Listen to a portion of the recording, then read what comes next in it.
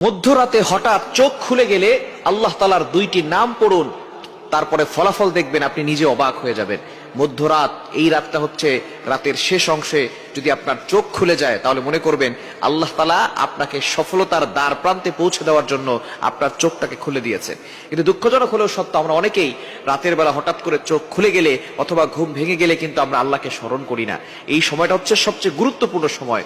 বুখারী শরীফের বর্ণনা, নবীজি সাল্লাল্লাহু আলাইহি ওয়াসাল্লাম জানিয়ে দিয়েছেন, নবীজি সাল্লাল্লাহু আলাইহি ওয়াসাল্লাম বলেন, রাতের শেষ অংশে, মধ্যরাতের পরেই রাতের শেষ অংশে যখন রাত একেবারে গভীর হয়ে যায়, এই সময়টা আল্লাহ তাআলা প্রথম আসমানে চলে আসেন এবং আল্লাহ তাআলা বান্দাদেরকে ডাকতে থাকেন, কার কি লাগবে আমি আল্লাহর কাছে চাও, আমি আল্লাহর কাছে বলো। অভাবে পড়ে গেছো, বিপদে পড়ে গেছো, তুমি টেনশনে পড়ে গেছো, দুশ্চিন্তায় পড়ে গেছো, আমি আল্লাহর কাছে সাহায্য চাও, আমি আল্লাহ তাআলা সকল বিপদ আপদ থেকে, বালা মুসিবত থেকে তোমাকে হেফাজত করব।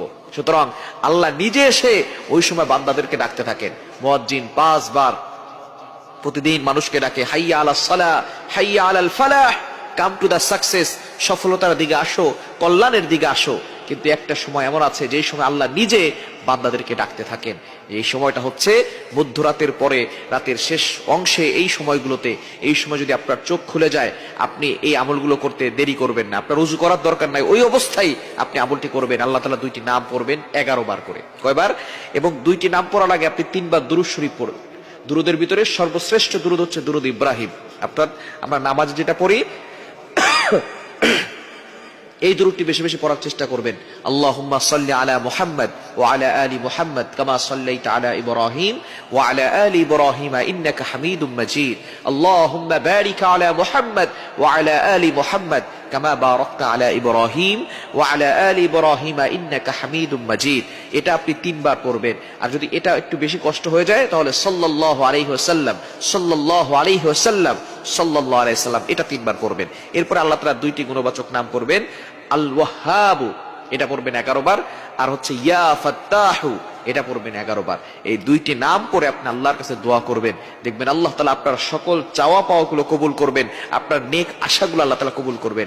আল্লাহ তাআলা নিজে বলে দিয়েছেন 9 নম্বর পারা 13 নম্বর পৃষ্ঠার 4 নম্বর লাইন, সূরা আরাফের 180 নম্বর আয়াতে আল্লাহ বলছেন, ওয়ালিল্লাহিল আসমাউল হুসনা ফাদউহু বিহা। তোমরা আল্লাহর গুণবাচক নাম পড়ে দোয়া করো, আল্লাহ তাআলা তোমাদের দোয়াগুলো অ্যাকসেপ্ট করবেন, তোমাদের সকল নেক আশাগুলো পূরণ করবেন। সুতরাং আমরা আল্লাহর কাছে চাইতে জানি না। আমরা এই রাতের শেষ অংশে, মধ্যরাতের পরে যদি হঠাৎ করে আপনার চোখ খুলে যায়, আপনি আল্লাহর কাছে দোয়া করবেন, দেখবেন আল্লাহ তাআলা আপনার সকল চাওয়া পাওয়া গুলো কবুল করবেন, বিপদ থেকে আল্লাহ হেফাজত করবেন। আল্লাহ তাআলা যদি কাউকে দেন তাহলে তার আর কোনো টেনশন থাকে না। দুনিয়ার রাজা বাদশা যদি আপনাকে বলে যে আমি তোমার সাথে আছি, বাংলাদেশের প্রেসিডেন্ট যদি বলে আমি আপনার সাথে আছি, তাহলে আপনার কোনো টেনশন থাকবে না। আমেরিকার প্রেসিডেন্ট যদি বলে আমি তোমার সাথে আছি, আপনার কোনো টেনশন থাকবে না। যদি আল্লাহ তাআলা সকল রাজাদের রাজা, মহারাজা, তিনি বলেন আমি তোমাদের সাথে আছি, আমি তোমার সাথে আছি, তাহলে ওই ব্যক্তির আর কোনো টেনশন থাকার কথা না। সুতরাং আল্লাহ হচ্ছেন সকল রাজাদের রাজা, মহারাজা।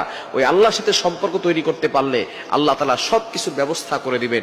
এজন্য রাতের বেলা, মধ্যরাতে যদি আপনার চোখ খুলে যায়, আপনি অবশ্যই 3 বার দুরূদ শরীফ পড়বেন। এরপরে আল্লাহ তাআলার দুইটি গুণবাচক নাম আল ওয়াহ্হাব, ইয়া ফাত্তাহু, এগুলো 11 বার করে পড়ে আল্লাহর কাছে দোয়া করবেন। আল্লাহ তাআলা সবকিছুর ব্যবস্থা করে দিবেন।